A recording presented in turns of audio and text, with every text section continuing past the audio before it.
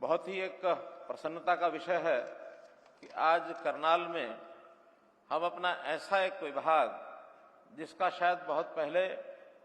इतना ध्यान जितना जाना चाहिए था नहीं जा पाया था कि सहकारिता विभाग को हम अपने प्रदेश में ऊंची ऊंचाइयों पर लेकर जाएं। आज मुझे महसूस होता है कि आदरणीय अमित शाह जी के नेतृत्व में जैसे देश भर में सहकारिता विभाग आगे बढ़ रहा है, ऐसे हम हरियाणा में भी अच्छे रिजल्ट निकाल करके देंगे, ऐसा मेरा विश्वास है। इसी कड़ी में जैसे आज एक सहकारिता विभाग की ओर से एक्सपोर्ट प्रमोशन को, निर्यात को बढ़ावा देने के लिए और ये जो केंद्र यहां शुरू किया गया है, ये वास्तव में एक भवन पिछले वर्षों से जो ऐसे ही बेकार पड़ा था, इसका उपयोग भी हम कर रहे हैं। और फिर आसपास के जितने निर्यातक हैं, चाहे वो पीएसयूज हैं, हमारी सरकारी सहकारी संस्थाएं हैं, इन सब के लिए ये केंद्र जो है इसका हमको उपयोग होगा। आज आदरणीय गृह मंत्री जी हमको 6 सौगातें देने वाले हैं और इन 6 सौगातों में जैसे सहकारिता एक्सपोर्ट हाउस का उद्घाटन अभी आपने किया है,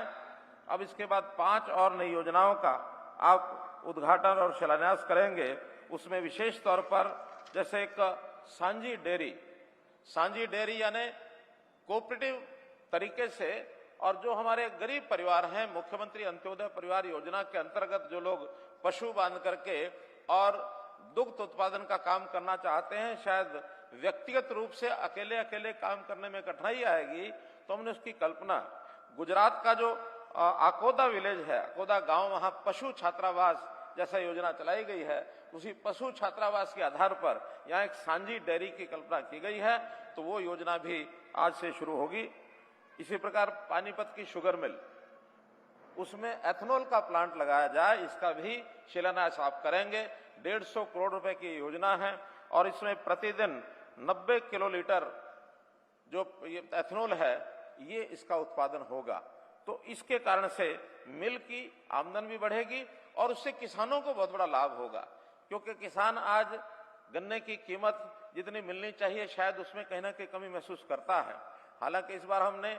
10 रुपया प्रति क्विंटल, 372 रुपये प्रति क्विंटल किसानों को दिया है, लेकिन हमने सभी मिलों का अपग्रेडेशन और उनमें इस प्रकार के अतिरिक्त आय के साधन ये लगाने शुरू किए हैं। हमारी 11 सहकारिता मिलें हैं, हर एक सहकारिता मिल को आगे बढ़ाने के लिए हम लगे हैं, उसी कड़ी में हम काम कर रहे हैं। हमारे जो 6 मिल्क प्लांट पहले लगे हैं सहकारिता के, 7वां मिल्क प्लांट आज उसका भी उद्घाटन शिलान्यास आप करेंगे, जिसके अंदर 5 लाख लीटर प्रतिदिन दूध इसकी बढ़ोतरी होगी। दुग्ध उत्पादन में हरियाणा देश के दूसरे नंबर पर आता है प्रांतों में, पंजाब के बाद हमारा नंबर आता है। हम चाहेंगे कि हम अपने इस दुग्ध उत्पादन को इतना बढ़ाएं कि देश में प्रथम स्थान हम कैसे प्राप्त करें, इस ओर सहकारिता विभाग ये हमारा कर रहा है, काम कर रहा है, लगातार लगा है। और जहां तक एक्सपोर्ट की बात है, पिछले 2 वर्षों में हैफेड ने एक्सपोर्ट जो बढ़ाने का काम शुरू किया है, पहले बहुत कम होता था, लेकिन उस एक्सपोर्ट को बढ़ाने का काम करने के कारण से हरियाणा का एक्सपोर्ट देश में 5वें स्थान पर हम आ गए हैं। 2,15,000 करोड़ रुपए का एक्सपोर्ट ये हमारा इस वर्ष हो रहा है।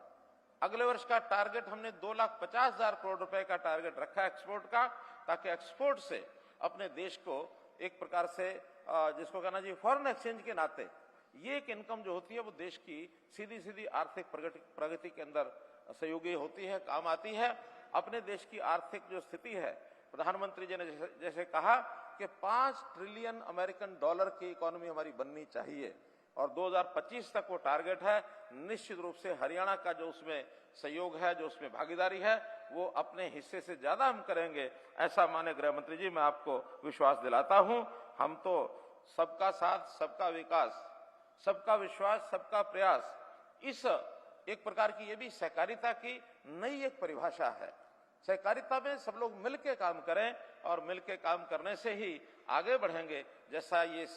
देश में बाकी कामों पर लागू होता है, सहकारिता विभाग में भी उसी प्रकार से लागू होता है। तो हम इस काम को करने के लिए विशेष तौर पर कृषि विभाग का इसमें बहुत बड़ा एक लाभ होगा, क्योंकि इलाका हमारा कृषि प्रधान यानी प्रदेश और कृषि प्रधान ये क्षेत्र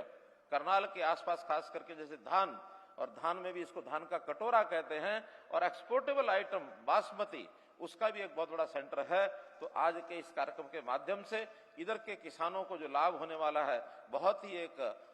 बहुत बड़ा एक प्रोजेक्ट ये हमारा जो बन के आगे आ रहा है, इसका लाभ हमको मिलेगा। इसी प्रकार आप हमारे ऊपर इसी प्रकार से अगर हमारे उत्साह को बढ़ाते रहेंगे तो निश्चित रूप से हम अपने प्रदेश को और देश को आगे ले जाने में अपना योगदान ये निश्चित करेंगे। मैं बहुत बहुत आपका आभारी हूँ, बहुत बहुत धन्यवादी हूँ। और आज आपने हरियाणा में लगातार ये तीसरा आपका कार्यक्रम है, इसमें हमारा मार्गदर्शन करेंगे। ये कार्यक्रम इसके बाद और भी है, दिन भर के लगातार चलने वाले 4 कार्यक्रम